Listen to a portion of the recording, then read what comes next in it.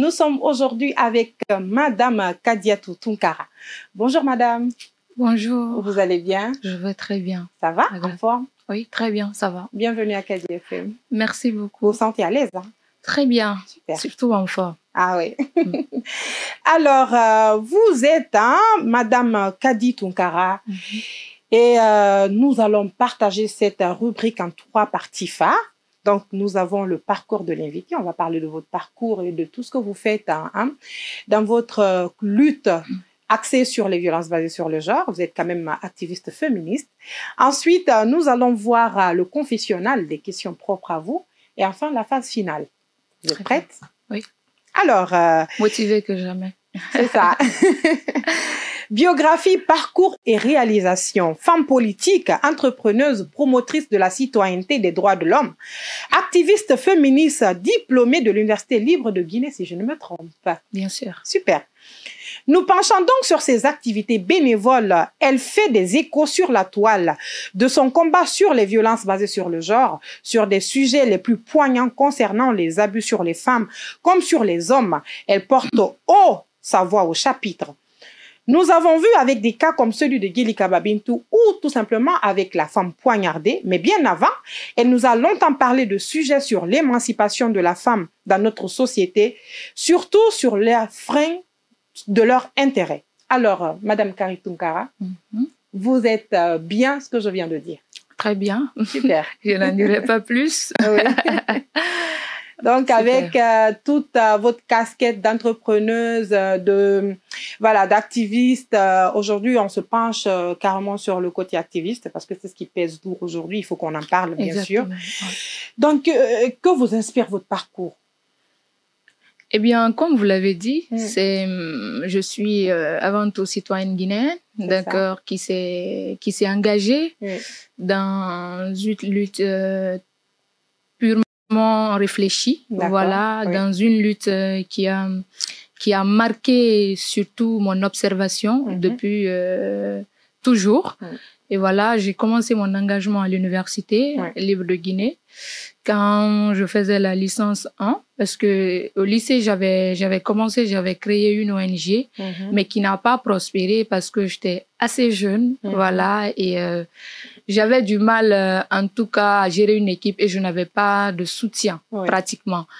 Et donc, j'évoluais à coup de tête et je me suis dit peut-être à l'université, ça serait le cadre adapté. Et donc, c'est à l'université que j'ai créé ma première ONG, dénommée Jeunes pour la citoyenneté, une ONG qui évolue dans le cadre de la citoyenneté et des droits humains. Sur ça aussi, je suivais depuis très longtemps les activités sur cette ONG. Exactement. Mais je me demandais après ce que c'était devenu. Voilà. Jusqu'à présent, l'ONG existe. D'accord. Moi, je ne suis plus à la tête parce que j'ai épuisé mon mandat. Voilà. Et au cours de cette ONG, nous avons mené beaucoup d'activités. D'accord. Que ce soit à l'honneur des femmes ou des jeunes. Voilà. Parce que l'objectif, c'est de promouvoir la citoyenneté, cet état d'esprit de civilité qui pousse le citoyen à s'engager dans sa communauté. Voilà, et comme vous le savez, la question de la citoyenneté a toujours été une préoccupation majeure dans nos différentes sociétés. Et nous, en tant que jeunes, on s'est dit, il faut un changement de mentalité parce que, voilà, les cours d'éducation civique ne sont plus une priorité. Et avant, nous étions dans un système qui favorisait ça et nous sommes rentrés dans un système purement libéral et qui ne prend plus en compte ces enjeux-là. Donc, il y avait la nécessité. Et sur ce, en tant que femme, en tout cas, je me suis vue cette pression sociétale, tout ce que j'ai pu vivre du début de ma lutte jusqu'à un certain niveau, j'ai compris que les femmes traversent beaucoup de situations. Et je suis partie de mes expériences personnelles, que ce soit en famille, en société, etc. Je me suis dit, pourquoi ne pas lutter pour les violences basées sur le genre et d'autres actions qui touchent spécifiquement la femme. Donc, il faut le dire, j'ai eu du mal à me reconnaître en tant que féministe parce que depuis très longtemps, j'ai souvent cette discussion avec assez de personnes qui me disent quand tu fais des déclarations sur la femme, sur le droit de la femme, tes déclarations sont pointues, tes analyses sont extraordinaires, Et si tu t'engageais à mener des actions en faveur de la femme, des actions qui peuvent, qui peuvent apporter, c'est ça, un changement significatif. Je me suis dit, je préfère mener le combat de façon personnelle, en donnant mon avis, en faisant des tribunes, des études pour dénoncer. Mais au fil du temps, j'ai compris que ça ne se limite pas là. Et donc, j'ai eu spécifiquement un proche qui m'a en tout cas motivé à sortir de ma zone de confort. C'est ça. Bien que j'hésitais, bon voilà, j'abordais les sujets, mais je n'étais pas aussi, en tout cas, trop poignante sur certains aspects qui faisaient mal, voilà, en tout cas à des hommes qui ne veulent pas voir la femme s'émanciper. En fait. Et donc, c'est à partir de là, j'ai commencé à m'engager en tant que plutôt droit de l'homme, spécifiquement défenseuse du droit de la femme. Et j'ai commencé à m'affirmer sur les réseaux sociaux, bien évidemment, après en tout cas 7 ans dans la promotion de la citoyenneté. Voilà, j'ai reçu plusieurs prix de satisfaction en raison de mon engagement. Et aujourd'hui, je me suis dit que après tout ce parcours, je regrette un peu de ne pas de m'être pas investi très tôt sur les questions du genre, parce qu'il y a vraiment la nécessité et je pense que mon implication peut changer quelque chose. C'est pourquoi aujourd'hui, je suis déterminée plus que jamais à accompagner ces jeunes filles-là qui se trouvent dans une situation difficile, tout en se basant sur mes expériences et surtout aider les femmes à s'émanciper dans notre société. Et voilà, donc c'est un peu le résumé de mon parcours. De l'autre côté, il y a l'entrepreneuriat. Voilà, j'entreprends, je suis dans la location de voitures. Voilà, et donc j'évolue parallèlement avec mon entreprise, mais les activités associatives ne m'empêchent pas de mener à bien voilà, mes activités de l'entreprise. Super. Alors, très chers téléspectateurs, auditeurs et auditrices, nous avons sur ce plateau Madame Kadi Tunkara qui est activiste de la société civile. Hein? C'est ça. D'accord. Alors, comment tout a commencé? C'est-à-dire, peut-être que vous avez eu une situation spécifique, ce déclic-là, par rapport à une situation spécifique qui vous a vraiment motivé à vous lancer maintenant là, dans le féminisme et vous battre pour la cause des femmes. Est-ce qu'il y a une situation ou un fait spécifique qui vous a poussé réellement? À l'entame, comme je le disais, il y a plusieurs réalités qui m'ont poussé à m'engager. Bien, il faut préciser que c'est pas maintenant j'ai commencé à m'affirmer sur les questions de femmes, de violences faites aux femmes depuis longtemps, mais sauf que mes actions n'étaient pas régulières en termes d'émancipation de la femme. Voilà, je menais des actions au compte de mon ONG, telles que Femmes Citoyennes, une activité à travers laquelle on récompensait des femmes qui montraient l'exemple aux autres, à travers un satisfecit en partageant leur parcours et surtout encourager cette nouvelle génération de jeunes filles à prendre l'exemple sur elles. Et donc, c'était une activité avec un long processus qui impliquait des formations, des campagnes de sensibilisation, voilà, et une cérémonie de remise de prix. Et souvent, j'organisais des formations gratuites pour les jeunes filles. J'écrivais des tribunes, je traitais certains sujets spécifiques. Voilà, et donc, mais je ne le faisais pas régulièrement parce que mon engagement citoyen primait, voilà, sur les questions de féminisme, voilà, spécifiquement. Et bon, je me suis dit que en tant qu'activiste promotrice de la citoyenneté et des droits de l'homme, en fait, c'est un objectif qui englobe le droit de la femme et que le développement passe par les deux couches. Mais il faudrait tout de même savoir que les femmes ont été longtemps victimes dans cette société. C'est elles qui sont majoritairement victimes de violences, de maltraitance, voilà, et tous les maux de la société. Donc, il y a une nécessité que les femmes se réveillent parce que, en majorité, ce sont non seulement les hommes qui travaillent, mais ce sont eux qui bénéficient de la plupart des privilèges de notre société. Et d'après mes observations, mes études, j'ai pu faire cette conclusion et tenir debout cette lutte-là. Donc le déclic, en tout cas, est venu de là, d'une large observation, voilà, et surtout de mon expérience en tant que femme, parce que comme vous le savez déjà, c'est pas facile de s'engager dans notre société en tant que femme. Surtout le début de ton engagement. Parce qu'après, il y a des critiques. C'est ça. C'est pourquoi j'ai décidé d'écrire un livre sur les freins sociaux, culturels de la femme. Voilà, les facteurs socio-culturels qui freinent l'engagement de la femme. Je suis allée un peu de mon expérience quand j'ai commencé cette lutte, le fait de sortir, aller mener des activités, rentrer tard, comment dire, la position de la famille a commencé à changer. Il a fallu une résistance radicale pour que les parents comprennent ce que je suis en train de faire. Également la société qui te traite de femmes faciles, libres, voilà, de femmes qui ne respectent pas, en tout cas, les valeurs sociétales, parce que justement, on s'est affirmé, on a pris notre destin en main. Et donc, allant de tout ce constat, je me suis dit que les femmes qui ont pu s'en sortir ont quand même besoin de partager leur expérience avec d'autres femmes, ont besoin de soutenir d'autres femmes, ont besoin d'inspirer d'autres femmes à travers leur parcours, à travers ce qu'elles sont en train de faire et comment elles ont pu résister pour faire face à ces aléas de la société. Et donc, le déclic réellement est venu de là. Voilà.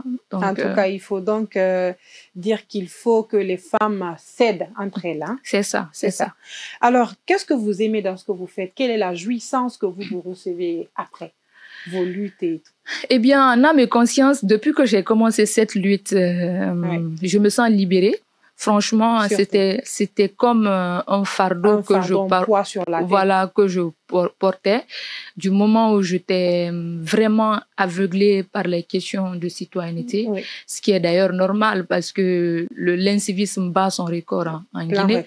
J'en ai fait une priorité, mais lorsque je me suis engagée dans cette lutte, après en tout cas beaucoup de confrontations, j'ai même eu quelques discussions avec beaucoup de féministes. Quand je fais mes sorties, elles disent mais pourquoi tu t'affirmes pas en tant que féministe et pourtant nous on te voit féministe plus que nous-mêmes.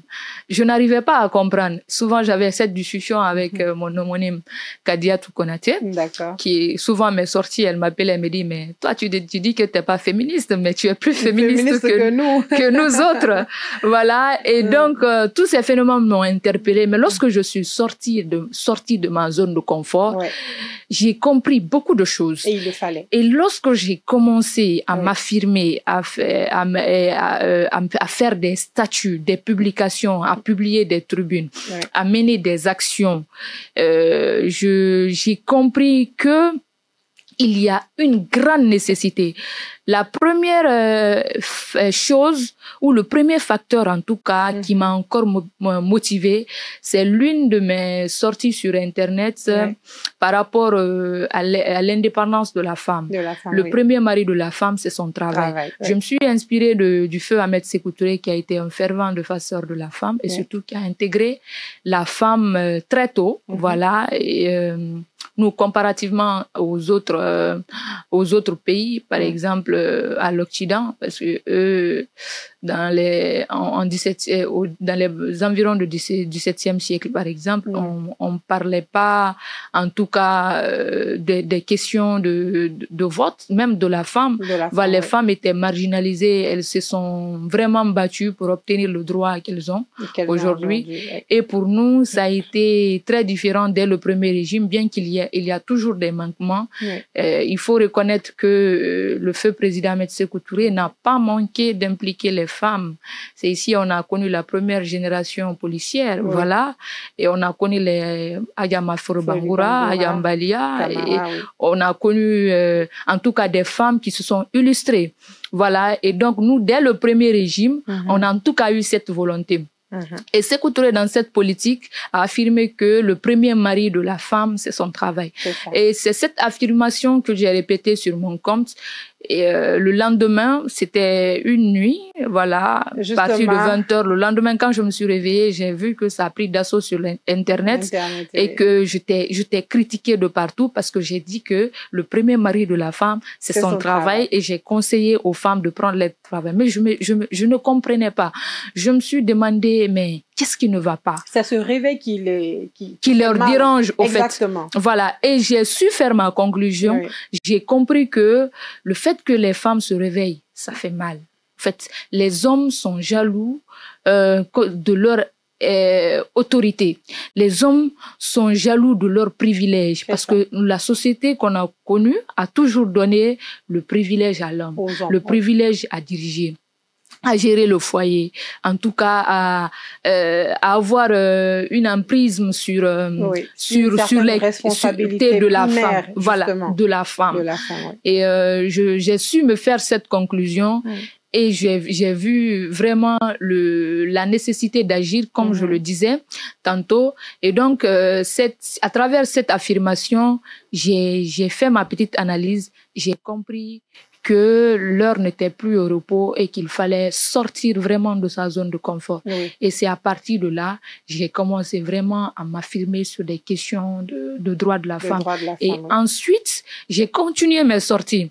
J'ai continué à mener les activités en ce sens, bien que il y a certains aspects que je ne publie pas. Il faut comprendre que dans la société, je gère beaucoup de cas de viol, de mariage précoce et tout, même dans ma famille, sauf que je ne communique pas sur Internet.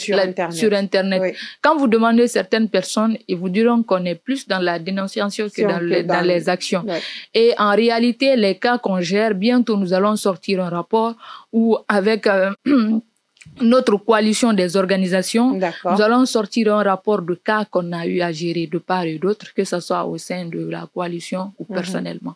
Et donc, on a tenu compte à ce que chacun nous fasse parvenir ces cas-là, qu'elles sont en train de gérer ou bien qu'elles ont géré dans le passé pour que nous puissions faire une conférence de presse dessus. Donc, moi, j'ai eu à gérer beaucoup de cas. Et d'ailleurs, cette motivation m'a poussée à m'accentuer encore dessus. J'en ai géré beaucoup de cas, même dans ma propre famille. Voilà. Donc, je me suis dit, il y a rien, en tout cas, d'aider une femme qui est en détresse, qui en a besoin. Super. Voilà. Alors, des critiques, on en a vu sur les réseaux sociaux de partout, que ce soit des partages, que ce soit des commentaires. Et c'est quoi, enfin, quelles sont les difficultés que vous rencontrez à part ces critiques-là dans votre travail? Eh bien, je ne vois pas grande chose à part les critiques, parce que souvent, et puis ces critiques-là, majoritairement, viennent des hommes. Des hommes jaloux de leurs priorités. Et des femmes aussi, quelques femmes, surtout. Sur quelques femmes, c'est ce qui m'étonne beaucoup, et voir quelques femmes rejoindre cette position. Mais souvent, quand j'analyse, je me dis que c'est pas leur faute parce que elles ont été éduquées dans l'éducation de base. Voilà, dans une condition très compliquée. Au fait, l'éducation de la fille a été une sorte de construction sociale. D'accord? On nous a inculqué des valeurs sociétales qui fait trait non seulement au respect de l'homme et à la soumission de l'homme. De la femme, je veux dire. Comme j'aime le dire, les femmes ici sont éduquées pour être femmes au foyer. Pas femmes indépendantes. C'est ce qui est grave. Donc, au départ, elles sont éduquées. On leur fait comprendre que peu importe leur diplôme, peu importe leur étude, elles finiront à la solde d'un homme.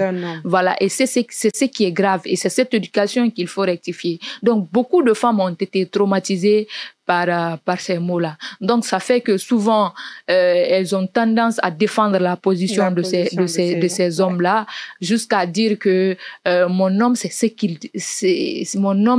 lui qui décide de ma vie, de ce que je dois faire. Voilà. Et surtout, le fait de leur éduquer à être femmes au foyer, leur soumettre à une situation un peu plus de faiblesse, parce que ça leur pousse à ne pas faire des efforts, à rester dans leur confort, à peut-être ne pas chercher à gagner leur vie. Parce qu'elles se disent, peu importe mon diplôme, je vais finir chez un homme et c'est lui qui me prendra en charge. Donc, je n'ai pas besoin de faire des efforts pour cela. C'est pourquoi on accuse les femmes de ne pas s'engager, on accuse des femmes d'être des femmes faciles. On les accuse d'aimer, en tout cas, cette facilité. Mais on ne fait pas référence à la base qui inculque cela. Il faut le dire, d'accord? Parce que la culture même du matérialisme est enseignée en famille. Parce que une femme qui a en tout cas grandi un peu, qui a commencé à avoir en tout cas son physique s'adapter, et une femme surtout qui est plus ou moins présentable, un peu belle. Voilà, on a tendance à souffler dans ses oreilles que elle mérite un homme qui a une bonne position financière et qu'en gros malinké, comme on aime le dire, c'est notre manankou. Voilà, c'est notre manankou. Oui, on a en tout cas se charge de tout. Voilà, on a en tout cas d'une façon ou d'une autre été victime de ça dans notre famille. C'est ça. Au fait, ou à un moment, tu te regardes, tu te dis, bah, ce qu'on dit, c'est vrai, hein. Je suis une belle femme, je mérite pas. Hein, physique voilà, physiquement, je peux tout avoir avec ça. Voilà, c'est pourquoi les femmes ne progressent pas en ce sens-là.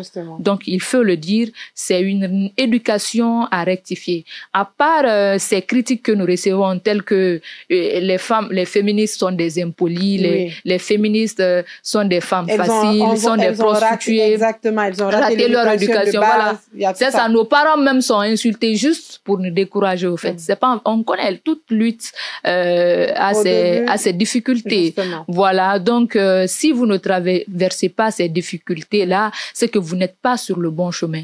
Et donc, ces critiques, je veux dire, ne nous freinent pas. Voilà, ne freinent pas notre engagement. Et à part ces critiques, je ne vois pas d'autres inconvénients. Parce que nous, on vit avec ça, les menaces du jour au lendemain, même sur cette question de Djelikaba Bintou, on est menacé. Voilà, moi, j'ai reçu beaucoup de menaces où je suis allée porter plainte à le projet au nom de 8 personnes. Voilà. J'allais en venir tout à l'heure, et le cas de Djelikaba Bintou, comment est-ce que vous avez traité? Et j'ai vu que toutes les féministes, je parle de Kadidiatou Konaté, je parle de Pilimini aussi, qui a longtemps discuté là-dessus. Et comment vous traitez ce cas-là, cette situation? Très bien. Il faut le dire qu'on a reçu le cas de Djelikaba Bintou. Voilà, on l'a vu comme tout le monde sur Internet. Cette déclaration qui parlait de perverse narcissique, de la violence qu'elle a reçue de la part de son mari. Et comme toute entité normale, en tout cas toute société, nous avons déploré cette situation et nous avons décidé d'accompagner la victime, bien qu'elle a mentionné dans ses prises de position qu'elle ne voulait pas se rendre justice et qu'elle ne voulait pas porter plainte en ce sens. Mais bien que elle n'est pas engagée à porter plainte. Il faut comprendre que les ONG et l'État peuvent s'autosaisir du dossier. Parce que nous, notre rôle en tant qu'acteurs de la société civile, c'est de dénoncer, voilà, sensibiliser et surtout interpeller l'État à agir. Donc, c'est ce qui fut fait. Nous avons pris acte de cette déclaration. Nous avons traité ce sujet à l'interne à travers notre coalition des organisations. D'accord. Et on a fait un communiqué dessus. Nous avons interpellé le ministère de l'Éducation féminine. D'accord. Nous avons interpellé le PROGEM. Et voilà, nous avons interpellé la communauté nationale et internationale sur ce cas spécifique. On a vu même RFI qui en a parlé. Exactement. Voilà. Et puis l'ambassade qui a aussi supprimé sa publication. Sa publication, exactement. Parce que dès qu'on a reçu le cas, le lendemain, je crois, nous avons vu le bourreau. Comme ça, nous avons vu celui qui a perpétré la violence sur la page de l'ambassade. Et nous avons rédigé, en tout cas, un appel à monsieur l'ambassadeur pour l'annulation de son concert parce que nous étions en période de campagne. Et surtout, nous étions sur notre processus d'interpellation. Donc, il fallait en tout cas arrêter toute activité le concernant pour que la justice puisse le rétablir dans ses droits. Et c'est ce qu'on a fait. Nous sommes allés écrire sur la page de l'ambassade et puis nous l'avons envoyé des mails pour que le concert puisse être annulé. Mais cela a fait un effet immédiat sur la page. Ils en ont pris acte et la publication a été supprimée. Et nous avons continué sur le processus d'annulation de son concert. Parce que on ne peut pas avoir une victime qui souffre, on ne peut pas laisser une victime en termes de... Parce que la laisser, il y a d'autres aussi qui vont continuer à souffrir dans l'ombre sans pour autant s'exprimer. C'est ça, bien qu'elle ne veut pas porter plainte, mais nous, on porte notre rôle. C'est ça. Et donc, nous avons suivi ce processus et nous avons interpellé en tout cas les juridictions compétentes. Bien qu'il n'y a pas eu de grande réaction, le ministère de la promotion féminine a réagi sur sa page. On l'a vu également. Voilà, mais cette réaction n'était pas assez suffisante et donc il a fallu entamer d'autres actions pour que nous puissions avoir gain de cause sur cette affaire. Et hier, on l'a vu avec le ministre, oui, dans une publication où franchement il s'exprimait vraiment, mais il ne prenait pas en considération en fait l'aspect pardon, l'aspect remise en cause, l'aspect, il se basait le plus sur le concert à venir et les partenariats qu'ils ont, je sais pas, il avait acheté des tickets pour les... Exactement, c'est avec une profonde indignation et désolation que nous avons appris cette nouvelle-là à travers la page du ministère de la Culture, et également la page des deux personnes, de la victime. Voilà, et en tout cas, c'est une action qui nous a laissé sans voix. Je peux dire que c'est une action insupportable, inconcevable, du moment où il y a une campagne en cours et surtout une victime qui souffre, et que le ministère entame de telles actions. Et en tout cas, l'État en tant que tel ne doit pas agir comme une clairière ou un vestibule. En tout cas, l'État doit être perçu comme le garant de la loi, qui doit faire valoir la loi et surtout faire de sorte que les principes fondamentaux de la justice soient respectés. Donc l'État doit agir en républicain parce que l'État a un devoir envers ses citoyens. Donc nous avons déploré ce fait. Et cela a envoyé un message. En tout cas, cela vient nous réconforter dans notre position, une fois encore, de montrer les failles du système judiciaire.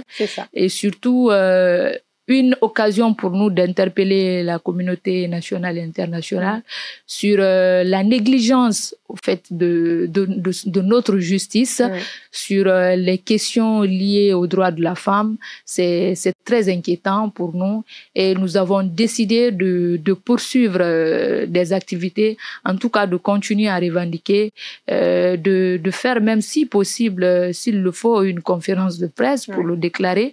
Et c'est pas une question de personne, comme les gens aiment le dire. C'est pas une question d'Azaya ni de Djeleka Babintou, mais notre rôle, comme je l'ai dit, c'est tenir à ce que justice soit faite. C'est de dénoncer les violences basées sur le genre. Si vous demandez beaucoup de personnes, ils vont vous dire que nous sommes contre la personne spécifique de Azaya. Au fait, n'importe quelle personne peut se retrouver dans cette situation. Il faut pas que ceux qui perpétuent la violence se retrouvent dans une situation confortable. Que ces personnes puissent s'en sortir sans être punis, sans être interpellés. C'est dans cette lutte nous sommes. Nous sommes dans une lutte de la justice. Et cette sortie du ministère de la Culture nous a vraiment laissé... Qu'on a déjà plus vu comme réconciliation de la culture. Oui, qu'un simple... je suis désolée, franchement, ce qui s'est passé, c'était ceci, cela. Donc, une simple explication peut-être aura. Pour nous, ça a été un prétexte, réconciliation de la culture. Il y a cette affirmation qui dit qu'il n'y a pas de paix sans justice. Voilà, aujourd'hui, on a étouffé la voix de beaucoup de victimes. On a banalisé, au fait, ce phénomène de violence conjugale que mettre fin à une situation de violence comme ça est devenu monnaie courante pour notre État. Et surtout pour le système judiciaire, c'est ce qu'il faut rectifier parce que on ne peut pas mettre fin à une situation tant que justice n'est pas faite. Et c'est ce phénomène nous déplorons. La victime peut pardonner. On a connu beaucoup de cas à travers le monde où beaucoup de femmes ont désisté à la fin sous le poids de la pression de la société ou de la famille même. Et après, de la pression morale. Exactement. Pour abandonner leur poursuite.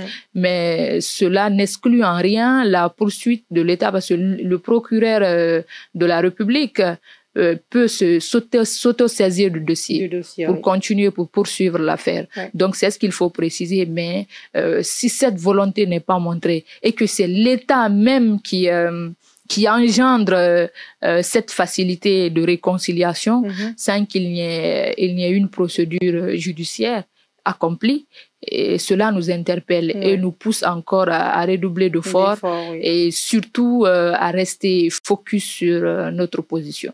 À rester focus sur notre position. Très chers téléspectateurs, auditeurs et auditrices, nous avons sur ce plateau Madame Kadi Tounkara, qui est féministe, activiste. Alors, on voit sur la toile un autre sujet vous concernant. On a vu dans un des podcasts qui est passé sur Facebook, disant « Quand mon mari me frappe, je le frappe ». Moi, je veux plus comme une situation de défense, mais d'autres le voient comme une situation de, par exemple, d'insoumission ou d'une quelconque autre chose qui est la défense. Qu'est-ce que vous pensez de ça? Eh bien, c'est une sorte d'anatomie en communication que beaucoup ne comprennent pas, parce que le plus souvent, ce sont les femmes qui sont victimes de violences. C'est ça. Voilà, et donc on a beau lutter pour mettre fin à la violence, mais tant que il n'y a pas d'autres approches concrètes, et nous ne pourrons pas en tout cas impacter de façon significative cette lutte-là. Et donc, j'ai bel et bien mené un entretien. J'ai fait un entretien, bien évidemment, avec dans un podcast, voilà, Dissidence, où je disais, quand mon mari me frappe, je le frappe. Pourquoi? Parce que les femmes, on sait que le plus souvent, les femmes n'ont pas cette force, cette résistance de tenir tête aux hommes dans un combat. Il faut le dire parce que biologiquement, on dit que, bon, physiquement, humainement, ce qu'on appelle la constitution humaine, l'homme est plus fort que la femme. Et rares de femmes, en tout cas, maîtrisent les techniques de combat. On fait le karaté et autres. Voilà. Et donc, moi, je me dis que si la violence continue à perpétrer, c'est parce que les femmes ne sont pas formées au combat, et que les femmes elles-mêmes ne se défendent pas, parce que en matière religieuse, on nous a inculqué qu'une femme ne doit pas frapper son mari, bien qu'il y a des foyers où les hommes sont battus. C'est vrai, mais ce cas-là, sur 100, c'est très minime. Voilà, sur 100%, ça n'atteint même pas 5%. D'accord, ces cas sont très, très minimes. Et donc, on voit normal, d'accord, qu'un homme frappe une femme, et pourtant même religieusement, c'est pas justifié, d'accord. Et donc, quand ça vient de la femme, c'est quand une femme dit, quand mon mari me frappe, je le frappe, c'est perçu comme un acte de rébellion dans notre société. Et on te voit comme une femme qui n'a aucune notion, aucune limite déjà, aucune limite, aucune notion de la culture, une femme perdue qui ne sait pas ce qu'elle veut dans la vie. Moi, je l'ai dit dans un contexte où il y a des femmes qui savent se défendre, d'accord? Il y a des femmes qui sont souvent victimes de violences, mais qui n'arrivent pas à supporter les coups. Vous avez vu, il y a deux types de violences qu'on peut porter sur une personne, d'accord? Au-delà de la violence morale, physiologique et autres, il y a la violence physique est perpétrée sur deux façons. Soit il y a cette façon légère de porter main sur la femme, ou il y a cette façon vraiment violente, comme de la façon où Djilkaba Bintou a été violentée. En voyant son visage, on comprend que elle a vraiment enduré quelque chose de lourd et qu'elle pouvait même y laisser sa vie. Exactement. Donc, dans le sens où un homme te violente et que tu n'arrives pas à supporter les coups, tu peux te défendre, mais ma chérie, défends-toi. Défends-toi, renvoie les coups pour ta propre protection. Si ton mari te frappe et que tu peux le frapper, tu n'as pas été la première. Pour te défendre, frappe-le. D'accord? Parce que c'est vrai que la violence ne se paye pas par la violence, mais il y a ce qu'on appelle se défendre face à son agresseur. Un homme qui te frappe, on suppose que c'est un agresseur pour toi. C'est ça. Un homme qui te violente de façon excessive, c'est une personne qui est capable de te tuer. Parce qu'on n'a pas tous les mêmes résistances. La façon dont Djilkaba Bintou et d'autres femmes ont résisté, c'est pas comme ça toutes les femmes peuvent résister. Et je crois même que chaque parent doit inscrire ses filles dans un centre de karaté. C'est ça. Pour leur permettre de se défendre face à leur agresseur. Quand je parle d'agresseurs, c'est pas que les hommes, c'est pas que leur mari, je veux dire. C'est d'autres hommes dans la société, des personnes qui les agressent. Ça peut être des femmes et autres, elles peuvent sortir la journée comme la nuit, elles sont victimes d'agressions. D'accord? Elles peuvent se défendre. Voilà, c'est ce qui fait que souvent quand les jeunes filles sortent, on s'inquiète beaucoup parce que nous savons qu'elles ne savent pas se défendre. Et donc c'est dans ce contexte que je le dis. Et cela a suscité beaucoup de réactions. Moi, je me dis, un homme qui n'est pas violent, un homme qui ne prétend pas frapper une femme, ne devrait pas s'indigner face à cette affirmation. Exactement. Parce que quand tu frappes, quand nous on dit tu frappes une femme et elle paye pour elle, c'est parce que toi-même, si ça te fait mal, c'est parce que toi-même tu as envie de la frapper. C'est ça. Donc, c'est ce qu'il faut comprendre en réalité. Et c'est dans ce contexte que j'ai dit. Et moi, je vois dans tout un autre angle, quand mon mari me frappe, je te frappe. Moi, je pense réellement que on peut donner des coups qui ne sont pas physiques à l'homme. Par exemple, des coups, on arrive à aller à la justice, mais tout ça, c'est un processus long. Peut-être qu'il se sera évadé, peut-être il va aller voir la famille pour dire en fait pardon, et les pardons répétitifs, franchement, ça cause quelque chose de lourd. Il faut le reconnaître. C'est vrai. Justement. Et donc, tout un long processus, après, il y a la femme même qui est épuisée derrière, qui se dit, il faut même pas commencer avec ça. Donc, je préfère rester dans ce foyer, coûte que coûte. Et on a vu le cas de beaucoup de femmes qui ont laissé leur vie dans ça. Oui, c'est clair. C'est ça. Nous sommes alors à la fin de la première partie de cette rubrique, le grand entretien. Nous sommes avec Madame Kadiatou Tounkara. Alors, nous allons aller tout doucement avec la deuxième partie qui est le confessionnal, tout à l'heure après le générique.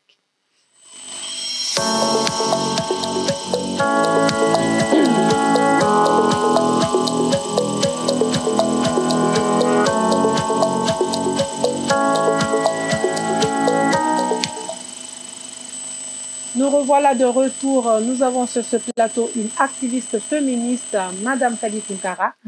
Alors, c'est qui Kadi derrière la caméra, derrière sa capuche d'activiste féministe? C'est qui réellement à la maison? Qui est-elle? À la maison, spécifiquement? Non.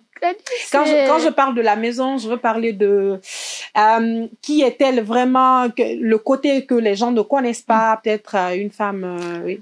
Ah oui, il y a beaucoup de côtés que les gens ne savent pas parce que souvent quand les gens nous voient sur les réseaux sociaux, ils nous voient comme une femme forte, une femme qui s'impose, une femme entrepreneuse qui veut coûte que coûte avoir raison. Donc voilà, donc on a une image de plus ou moins une femme trop professionnelle qui qui n'a pas d'activité familiale et surtout qui ne se consacre qu'à ses activités professionnelles. C'est ça. Et souvent, quand les gens vous voient faire certaines choses chez vous, quand ils se rendent à l'évidence de certaines choses, ils sont étonnés.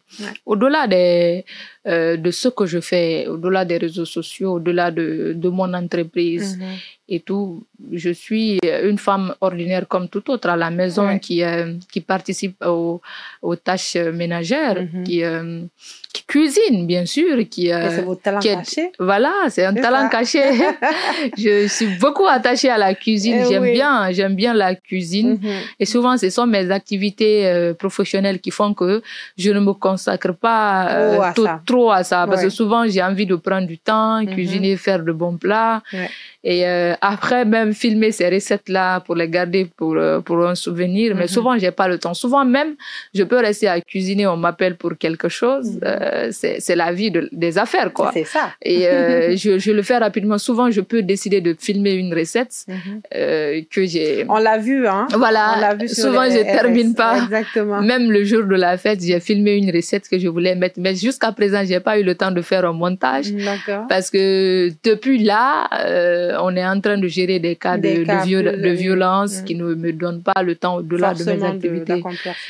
Et surtout, je suis quelqu'un aussi qui est très rattaché à la tradition parce que, comme Fatou Diom l'a dit, qu'on peut conserver sans tomber dans le conservatisme. Donc, moi, je suis conservatrice, mais j'aime équilibrer, au fait. Je prends les parties, en tout cas, qui nécessitent une valorisation et rejette cette partie de la société. En fait, nous sommes parmi ces catégories de femmes qui questionnent, voilà, qui questionnent et surtout qui aiment l'équilibre des faits. C'est ça, qui questionnent et qui trouvent des solutions et des réponses à leurs questions. Très bien. Et au-delà, je suis un gros célibataire qui est... J'ai vu votre sortie avant-hier ou hier, vous avez fait une sortie disant... Ils se disent, je ne sais pas, oui, je vais un peu reformuler. Exactement. Oui, ils me traitent de femme forte sur les réseaux sociaux, mais en inbox, ça se drague. Voilà, c'est ça.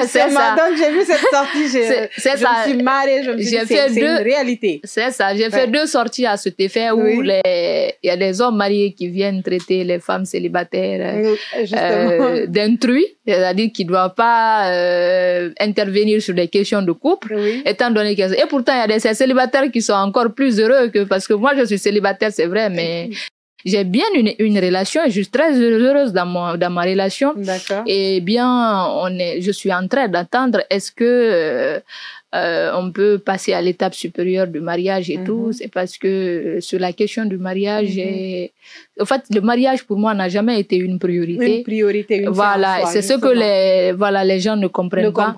Ils pensent que quand tu prends de telles positions que les hommes ne peuvent pas t'accepter dans la vie. Mais au contraire, moi, celui qui partage ma vie, c'est lui pratiquement mon coach, mon guide. C'est celui même qui m'a poussé à sortir de ma zone de confort. Qui peuvent accompagner de femmes fortes. Très bien. Un homme qui reste sur sa position de femme, non, la femme ne doit pas faire ci, ça. Quand tu vois au fond, c'est un homme comme un chat. Oui, dehors, il ressemble à un lion.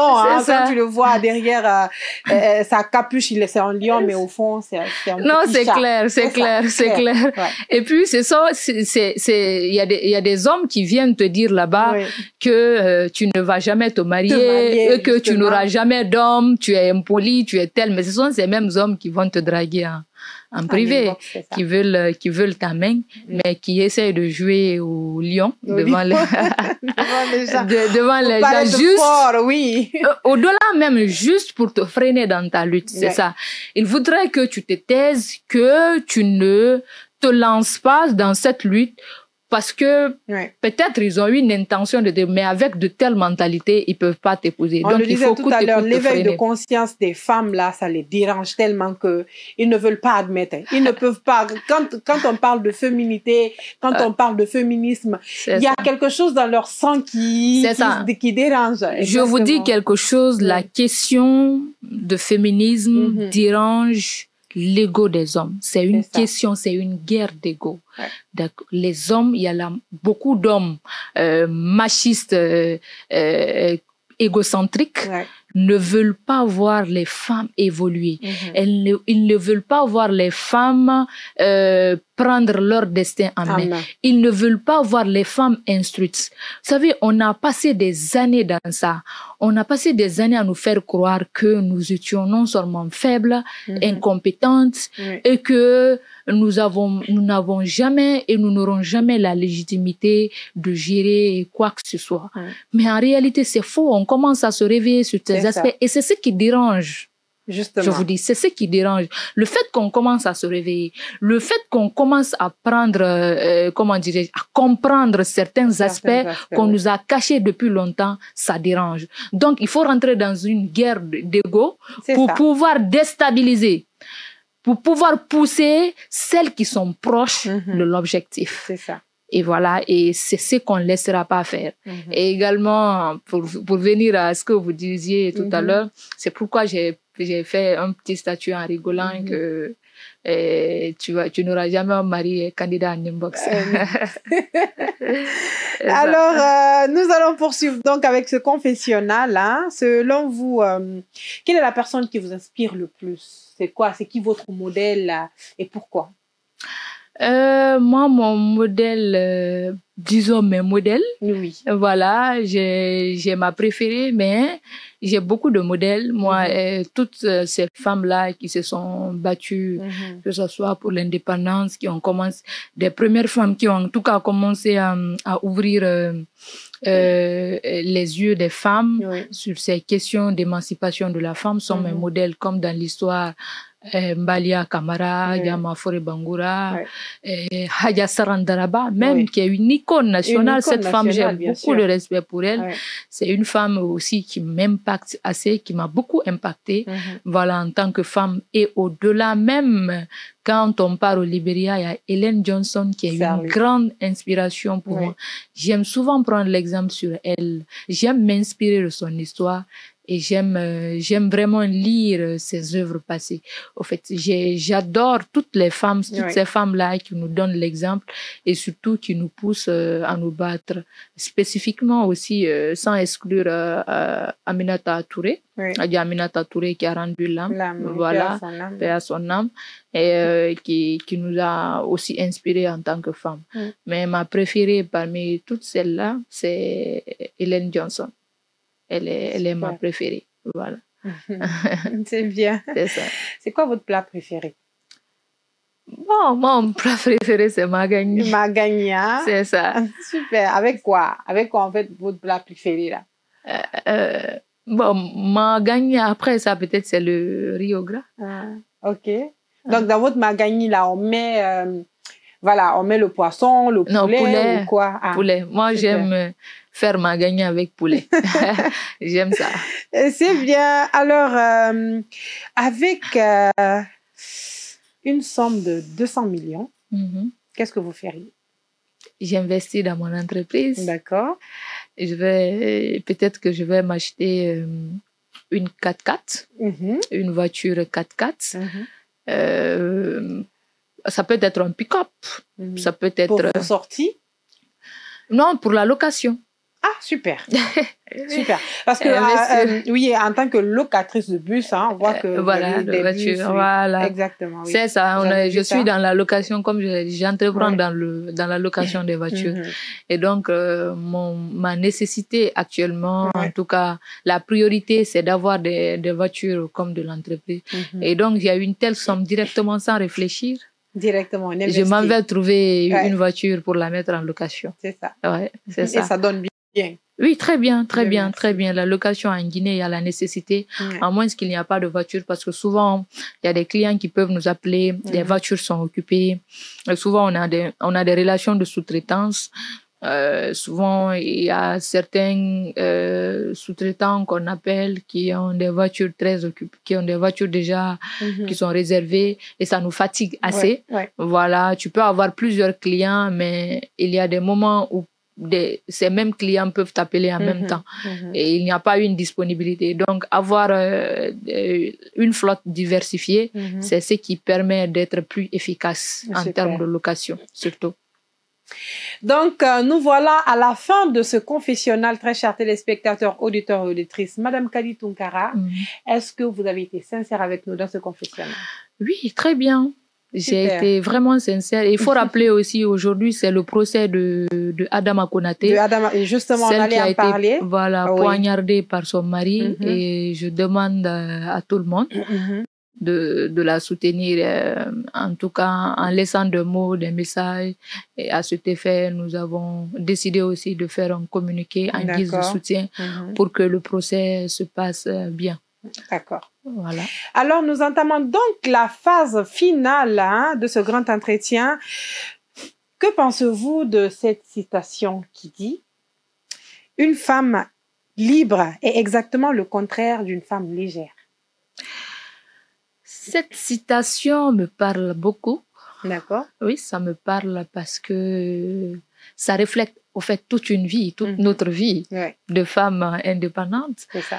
Voilà, une femme libre n'est pas celle qui se soumet à la facilité, n'est pas celle qui se donne au spectacle pour gagner sa vie, mais qui travaille dignement aussi. Récemment, j'ai mis quelque chose sur Internet, pousser les femmes à courir derrière l'argent et non derrière l'homme, ce qui a fait l'objet de beaucoup de critiques. Beaucoup de polémiques. Je crois que cela va dans le même sens que cette citation en réalité, parce que en tant que femme, notre priorité doit être la construction de notre carrière. J'aime le dire, avant de construire une vie à deux, il faut bâtir une carrière seule d'abord. Parce qu'aujourd'hui, le seul moyen pour une femme de se faire respecter, c'est de travailler, de durement travailler, de refuser d'être une machine de manipulation pour les hommes. Refuser de jouer à la femme soumise, pour gagner, voilà, pour plaire et pour gagner. C'est la soumission pour celles qui désirent, c'est leur choix, c'est pas mal, d'accord? Parce que c'est un mot même qui est discutable, voilà, mais chaque personne a sa façon de gérer sa vie. Mais de voir le mot soumission. Justement. Et il faut pas incarner cette soumission pour avoir les privilèges de l'homme, d'accord? Il faut, voilà, il faut travailler, il faut chercher à être indépendante. Courir derrière l'argent, ça veut pas dire rejeter l'amour. Ça veut pas dire refuser de se marier, ça veut pas dire refuser toute relation, mais choisir un partenaire qui vous comprend, un partenaire qui vous accompagne dans votre carrière, un partenaire qui fait aussi de votre carrière une priorité, comme nous le faisons également pour les hommes.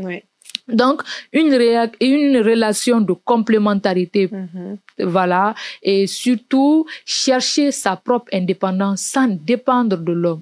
Donc, si moi je dis de courir derrière les hommes, c'est en ce sens-là, mais courir aussi de la belle manière, pas d'inciter, parce que d'autres ont vu sous cette forme d'incitation des femmes à la dépravation, des mœurs, à se vendre ou gagner de l'argent de quelle que soit la manière. En fait, c'est pas l'idée, c'est pas l'intention, en fait. C'est qu'en tant que femme aussi, on a cette communauté, cette famille qui compte sur moi, sur nous. Plutôt, on a aussi une carrière à construire. On a aussi une nation à construire.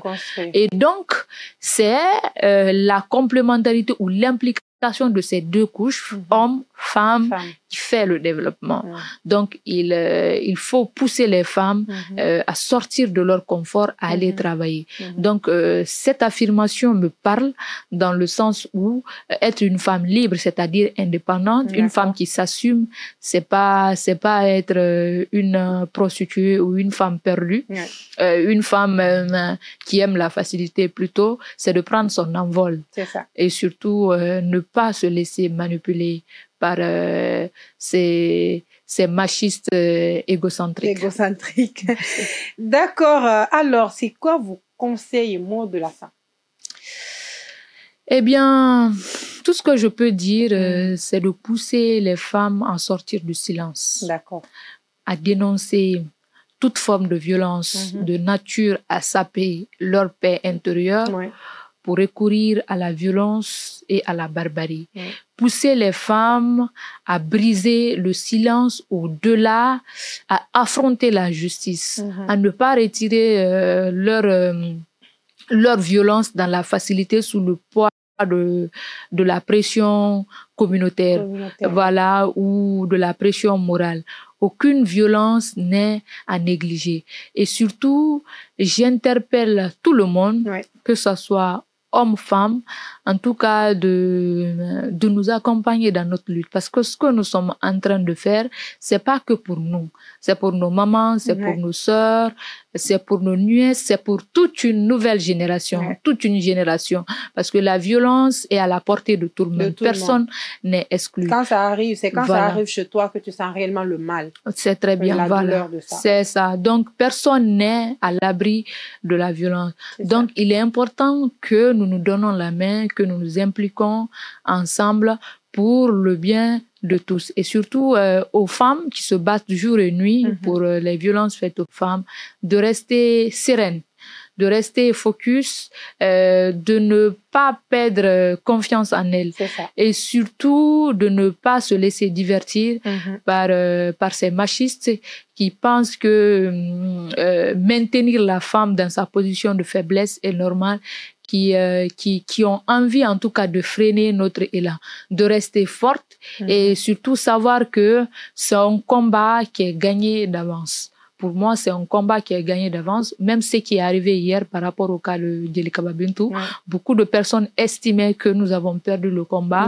Et que nous nous sommes infiltrés dans la relation des gens sans comprendre même l'enjeu, ce que nous défendons. Au fait, nous, on pense que c'est une victoire pour nous parce que une fois encore plus, cette situation vient nous donner raison sur les failles du système judiciaire et surtout, ça renvoie un message très négatif par rapport à cette préoccupation des questions liées aux droits de la femme. Donc, je demande à tout le monde de rester positif et surtout de ne tolérer aucune violence, peu importe que ce soit femme ou homme. Voilà. De ne tolérer aucune violence. Donc, très chers téléspectateurs, auditeurs et auditrices, nous voilà à la fin de cette rubrique Le Grand Entretien. Nous avions sur ce plateau Madame Kadi Tounkara, qui est activiste féministe